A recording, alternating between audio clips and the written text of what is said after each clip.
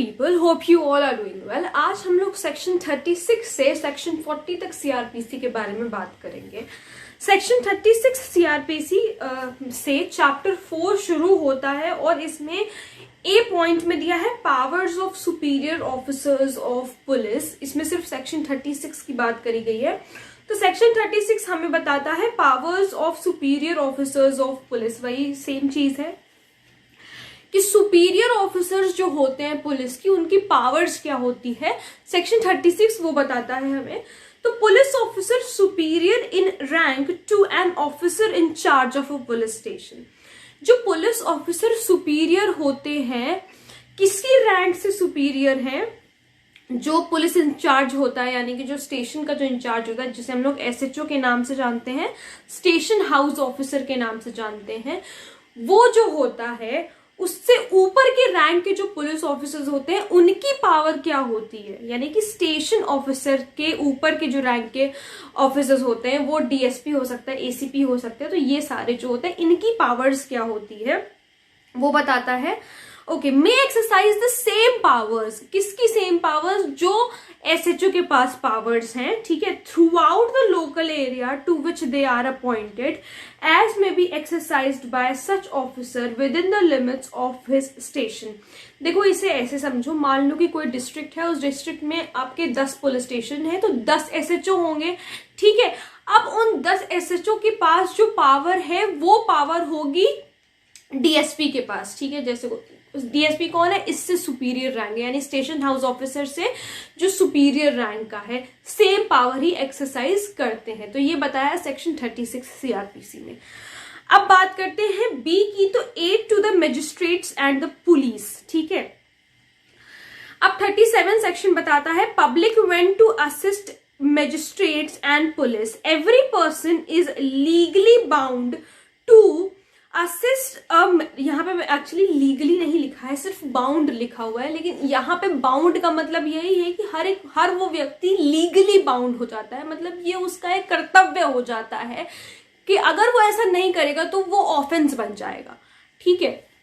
Legally bound to assist a magistrate और police officer reasonably demanding his aid. देखो, reasonably demand का मतलब है कि जो उस सर्कमस्टांसेस में पॉसिबल है जितनी मदद करना। किसकी मदद? कोई भी एक नॉर्मल इंसान, नॉर्मल पर्सन किसकी मदद करेगा? मैजिस्ट्रेट की या पुलिस ऑफिसर की, ठीक है। इसे एक एग्जांपल से समझो कि एड कैसे करेगा, कैसे मदद करेगा लोगों की। मान लो कि कोई चोर है जो भाग रहा है, ठीक है, लेकिन जो डिमांड पुलिस ऑफिसर या फिर मजिस्ट्रेट कर रहे हैं वो रीजनेबली डिमांड होनी चाहिए, वो रीजनेबल डिमांड होनी चाहिए। अब मैं बताती हूँ रीजनेबल डिमांड कैसे होनी चाहिए। पहले देखो, मान लो कि कोई चोरी कर रहा है, ठीक है, चोरी करके भागा है, कोई चोर है, वो चोरी करके भागा हुआ है, पुलिस उसके पीछे पड़ी हुई है। अब वो एकदम आपके बगल में से भागा और पुलिस ऑफिसर आपको पीछे से चिल्ला रहा है कि उसको पकड़ो, वो चोर है। तो अब आप लीगली बाउंड हो गए हो वहां पर कि पुलिस ऑफिसर अगर बोल रहा है तो आपको उसको पकड़ना पड़ेगा। ये उसकी रीजनेबल डिमांड थी कि उसको पकड़ो, और आपने मान लो पकड़ लिया। लेकिन अब यहां पर ये रीजनेबल डिमांड कब नहीं बनती है? अगर मान लो कि उस चोर के पास कोई पिस्टल है, ठीक है, कोई गन है, और आपके पास कुछ भी नहीं है इस तरीके का, आप एकदम निहत्थे हो, तो आप क्या करोगे? आप उसको अगर पकड़ोगे तो ये बिल्कुल सर्कमस्टांसेस ऐसे हो सकते हैं कि वो आपको गोली मार दे बचने के लिए, तो ऐसा हो सकता है ना। तो फिर ऐसे में आप लीगली बाउंड नहीं हो। जो पुलिस ऑफिसर की या मजिस्ट्रेट की जो डिमांड है वो रीजनेबल डिमांड होनी चाहिए कि हाँ पॉसिबल है उन सर्कमस्टांसेस में उसको पकड़ना, अगर उसके पास कोई पिस्टल, कोई गन या कोई ऐसा ऑब्जेक्ट नहीं है जिससे वो आपको हानि पहुंचाए, तो आप उसे पकड़ सकते हो, तब आप लीगली बाउंड हो गए उसे पकड़ने के लिए। लेकिन अगर ऐसा नहीं है, उसके पास कुछ भी ऐसी चीज है जिससे वो आपको हानि पहुंचा सकता है, तो फिर आप लीगली बाउंड नहीं हो। तो यहाँ पर मजिस्ट्रेट और पुलिस ऑफिसर के लिए कहा गया कि जो उनकी डिमांड होनी चाहिए वो रीजनेबल डिमांड होनी चाहिए, ठीक है। सबसे पहला पॉइंट लिखा है in the taking or preventing the escape of any other person whom such magistrate or police officer is authorised to arrest. तो और दूसरा पॉइंट है in the prevention or suppression of breach of peace. Breach of peace का मतलब है कि अगर शांति को इंसान भंग कर रहा है, ठीक है, तो उसको प्रिवेंट करने के लिए। And in the prevention of any injury attempted to be committed to any rail कोई अगर कोई इंजरी कोई कर रहा है, ठीक है, केनाल, टेलीग्राफ मतलब कोई वायरिंग को छेड़ रहा है और कोई किसी पब्लिक प्रॉपर्टी को अगर छेड़ रहा है, तो इन सब मामलों में पुलिस या फिर मजिस्ट्रेट आपकी मदद ले सकती है, ठीक है। अच्छा, अगर इसको हम लोग थोड़ा कनेक्ट करके बढ़ते हैं तो यहाँ पर एक बात आपको मैं बता दूं कि अगर आप ऐसा नहीं करते हो, अगर पुलिस ने आपसे रीजनेबली डिमांड करा है कि आप मदद करें हमारी, और अगर आप ऐसा नहीं करते हैं तो अगर आप ऐसा नहीं करते तो वो एक पनिशेबल ऑफेंस बन जाएगा अंडर सेक्शन 187 आईपीसी, ठीक है। आइए बात करते हैं सेक्शन 38 की, aid to person other than police officer executing warrant. अब देखो पुलिस ऑफिसर, अब पहले सबसे पहली बात तो यहाँ पे हम लोग ये देख लें कि वारंट का मतलब क्या होता है। तो वारंट एक रिटन ऑर्डर होता है जो जज या फिर मजिस्ट्रेट देते हैं, ठीक है, किसी पर्सन को अरेस्ट करने के लिए या फिर किसी प्लेस की सर्चिंग के लिए। जब कोई जज या फिर मजिस्ट्रेट कोई एक रिटन ऑर्डर इश्यू करता है तो उसे हम लोग वारंट के नाम से जानते हैं, ठीक है। तो यूजुअली जो होता है, ये जो वारंट दिया जाता है ये पुलिस ऑफिसर को ही दिया जाता है, ठीक है। लेकिन अब अगर इसमें ये बात लिखी है सेक्शन 38 में कि अगर अब वारंट किसी दूसरे पर्सन को दिया गया है और other than the police officer को नहीं दिया गया, किसी दूसरे पर्सन को दिया गया, तो क्या वो व्यक्ति किसी दूसरे से क्या कहते हैं मदद ले सकता है, ठीक है, उस पर्सन को अरेस्ट करने के लिए या कोई अगर जगह को सर्च करना है उसके लिए। तो when a person is directed to a person other than police officer, when a warrant is directed, जब कोई वारंट डायरेक्ट किया जा रहा है किसी पर्सन को और वो पुलिस ऑफिसर नहीं है, other than a police officer, any other person may aid in the execution, तो कोई दूसरा व्यक्ति उसकी मदद कर सकता है in the execution of such warrant, ठीक है। If the person to whom the warrant is directed be near at hand and acting in the execution of warrant, अगर कोई आसपास है जो उसकी मदद कर सकता है तो ठीक है, वो मदद कर सकता है। लेकिन अब इसमें ऐसा नहीं है कि जिस दूसरे व्यक्ति से जो वारंट एग्जीक्यूट कर रहा है उसने अगर मदद मांगी किसी से, अगर उसने मना कर दिया है तो ऐसा नहीं है कि वो पनिशेबल ऑफेंस उसने कुछ कमिट किया, तो उसके ऊपर कोई ऐसा प्रोविजन नहीं दिया गया, ठीक है, कि उसने अगर मदद नहीं करी तो ये एक पनिशेबल ऑफेंस है। जैसे हमने पहले पढ़ा कि अगर पुलिस ऑफिसर या मजिस्ट्रेट कहता है आपसे मदद करने के लिए, तो अगर आप ऐसा नहीं करते हो आप लीगली बाउंड हो जाते हो ऐसा करने के लिए, बट वो पर्सन वो लीगली बाउंड नहीं है, ठीक है, जो वारंट एग्जीक्यूट नहीं कर रहा है, ठीक है। आइए बात करते हैं सेक्शन 39 सीआरपीसी में कि तो public to give information of certain offences. Every person, subsection 1 कहता है every person aware of the commission of or of the intention of any other person to commit. देखो, अगर किसी पर्सन को ये बात पता है कि कोई ऑफेंस हो चुका है या होने वाला है, या उसे ऐसा लगता है कि सामने वाले की इंटेंशन है ऐसा कुछ ऑफेंस कमिट करने की, any offence punishable under any of the following sections of the Indian penal code. तो ये सारे जो सेक्शंस दिए हुए हैं आपके बेयर एक्ट में, कुछ सेक्शंस दिए हुए हैं, 12 पॉइंट्स दिए हुए हैं, उसमें सारे सेक्शंस मेंशन है। अगर किसी को ऐसा लगता है कि कोई व्यक्ति ये ऑफेंस इनमें से कोई एक ऑफेंस कमिट कर चुका है या करने वाला है, या उसकी इंटेंशन है ऐसा कुछ करने की, अगर किसी को पता चलता है तो वो जल्द से जल्द इन्फॉर्म करे, ठीक है, इन्फॉर्म करे किसी हायर अथॉरिटी को। किसको इन्फॉर्म करेगा? ऑब्वियसली किसी हायर अथॉरिटी को इन्फॉर्म करेगा, ठीक है। अब इसमें एक बात लिखी है, shall in the absence of any reasonable excuse the burden of proving which excuse shall lie upon the person so aware. देखो, अगर वैसे तो वो लीगली बाउंड है ऐसा करने के लिए, ठीक है, कि उसको इन्फॉर्म करना ही करना है, लेकिन अगर उसके पास कोई रीजनेबल एक्सक्यूज है कि मान लो, जैसे अब रीजनेबल एक्सक्यूज क्या हो सकता है कि मान लो जैसे अगर उसे पता था कि वो इंसान उसका मर्डर, किसी दूसरे व्यक्ति का सी पर्सन का मर्डर करने वाला है, उसे ये बात पता थी, लेकिन अब उसने जो मर्डर जिसने किया है, जो अक्यूज्ड है, उसने क्या किया, उसको भी क्या कहते हैं धमकी दी कि अगर तुम किसी के पास गए तो मैं तुम्हें भी मार दूंगा, ऐसे कुछ। तो अगर उसके पास ये रीजनेबल एक्सक्यूज है तो वो लीगली बाउंड नहीं है बताने के लिए। लेकिन ये जो रीजनेबल एक्सक्यूज है इसका बर्डन ऑफ प्रूफ भी उसके ऊपर चला जाता है, ठीक है, जिसके साथ भी ऐसा कुछ हुआ है, उसको थ्रेट दिया गया है, तो वो ये चीज प्रूव करेगा कि हाँ मुझे इस तरीके का थ्रेट दिया गया था जिसकी वजह से मैं जो हायर अथॉरिटी को इन्फॉर्म नहीं कर पाया। Forthwith give information to the nearest magistrate, जैसा मैंने बताया हायर अथॉरिटी को इन्फॉर्म करेगा जल्द से जल्द, जैसे ही उसे पता चलता है। वो फोर्थ विथ का मतलब होता है जल्द से जल्द, जितना जल्दी उसको पता चले, जो इन्फॉर्मेशन मिले वो अपने नियरेस्ट मजिस्ट्रेट को बताए जा करके, या पुलिस ऑफिसर को बताए कि ऐसा हो चुका है या किसी की इंटेंशन है ऐसा कुछ करने की, ऑफ सच कमीशन और इंटेंशन, ठीक है।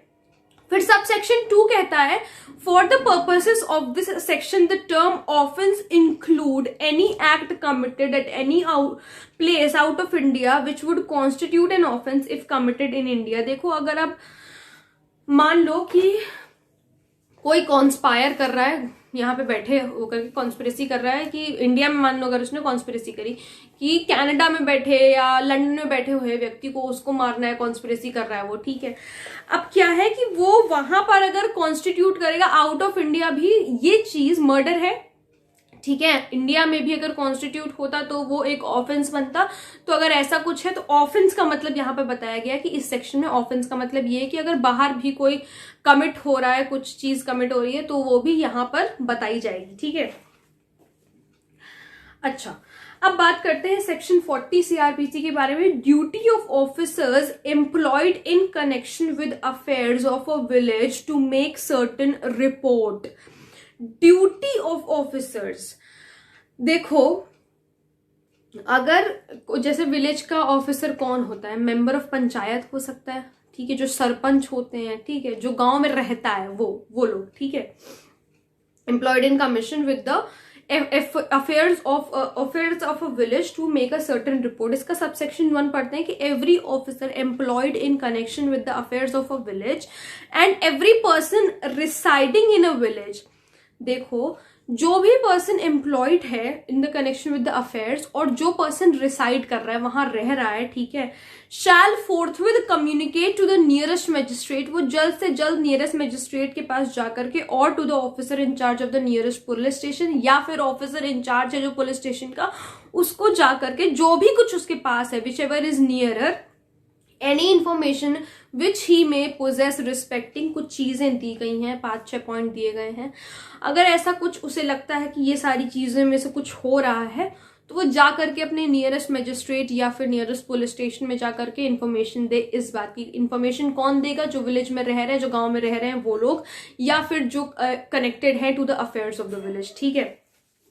सबसे पहला पॉइंट है द परमानेंट और temporary residence of any notorious receiver or bad vendor of a vendor of a stolen property in or near such village। अगर उन्हें पता चलता है कि कोई उस विलेज में टेम्परेरी या परमानेंट रह रहा है, ठीक है, वो नोटोरियस रिसीवर का मतलब है कि वो बदनाम है इस चीज के लिए कि जो स्टोलन प्रॉपर्टी है उसको बेचता या खरीदता है। अगर उन्हें ऐसी बात पता चलती है कि जो चोरी किया हुआ सामान है उसे बेचता या खरीदता है, तो अगर ऐसा कुछ हो रहा है उनके विलेज के आसपास, उनके गांव के आसपास, तो वो जल्द से जल्द इन्फॉर्म करेंगे, ठीक है।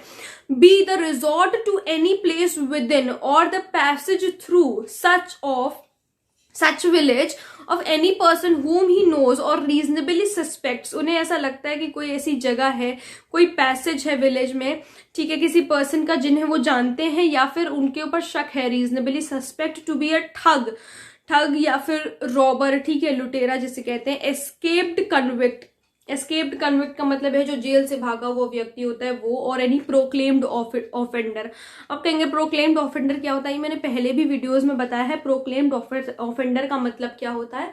प्रोक्लेम्ड ऑफेंडर का मतलब होता है कि जिस व्यक्ति के खिलाफ वारंट इशू हुआ हो, अरेस्ट वारंट, और वो व्यक्ति उस वारंट से बचने के लिए छुप रहा हो, तो उसे हम लोग प्रोक्लेम्ड ऑफेंडर कहते हैं। मतलब उसे कोर्ट प्रोक्लेम्ड ऑफेंडर घोषित करती है, ठीक है।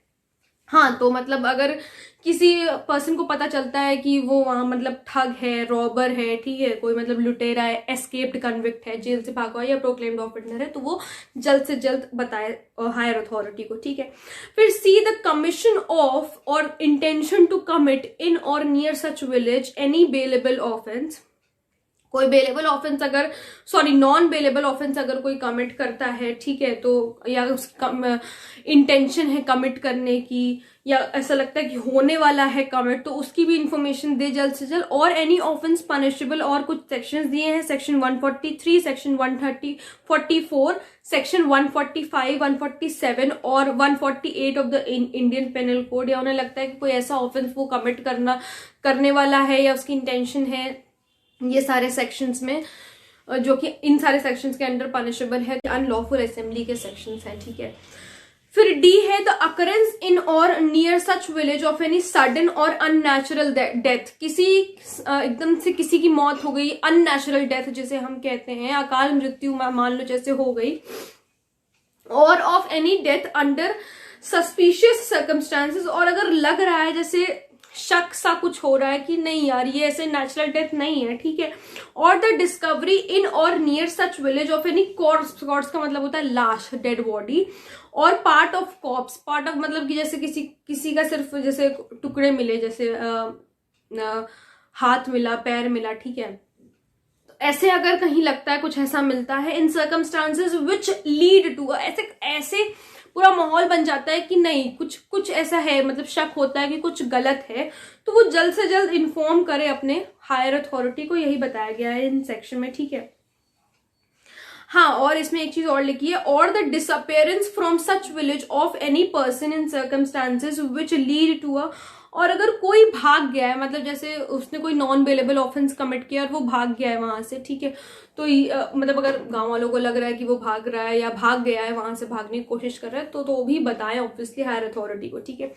फिर ई बताता है, ई पॉइंट कहता है the commission of or intention to commit at any place out of India near such village any act which if committed in India would be an offense punishable under any of the following sections। अब इसमें यहाँ पर कुछ sections दिए गए हैं, मतलब ये समझो कि अगर कोई कॉन्स्पिरेसी करता है कोई ऑफेंस को कमिट करने की, या उसका इंटेंशन है, ठीक है, उस ऑफेंस को कमिट करने का इंडिया के बाहर उसको ऑफेंस कमिट करना है, लेकिन वो बैठ करके विलेज में कॉन्स्पायर कर रहा है उस बात के लिए, जो अगर और उस ऑफेंस के बारे में कॉन्स्पायर कर रहा है जो कि वो ऑफेंस पनिशेबल होता अंडर दीज सेक्शंस, ठीक है, of the Indian Penal Code. तो अगर ऐसी जानकारी गांव वालों को है तो वो भी बताए जा करके।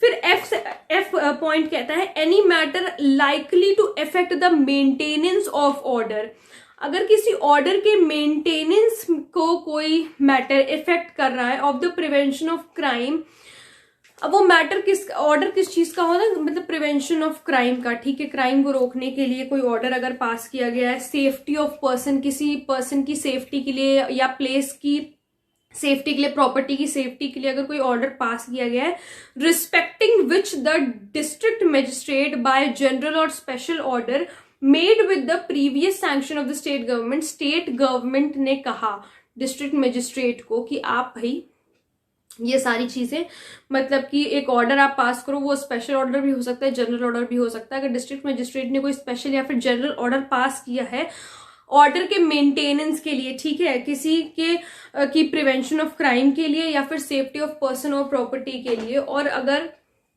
उसमें अगर कोई कुछ दखल अंदाजी करने की कोशिश करता है और अगर गांव वालों को इस बात की इंफॉर्मेशन है तो वो इंफॉर्मेशन भी जल्द से जल्द जाकर के अपने हायर अथॉरिटी को बताएं। अब सब सेक्शन 2 कहता है कि अब इसमें कुछ डेफिनेशंस बताई हुई है कि यहाँ पे जो वर्ड्स यूज हुए थे अभी पहले हमने देखे, उन वर्ड्स का मतलब क्या है, ठीक है। तो in this section village includes village lands, ये तो वही समझ में आ गया। सेकेंड पॉइंट है कि the expression proclaimed offender includes any person proclaimed as an offender by any court or authority in any territory in India to which this code does not extend.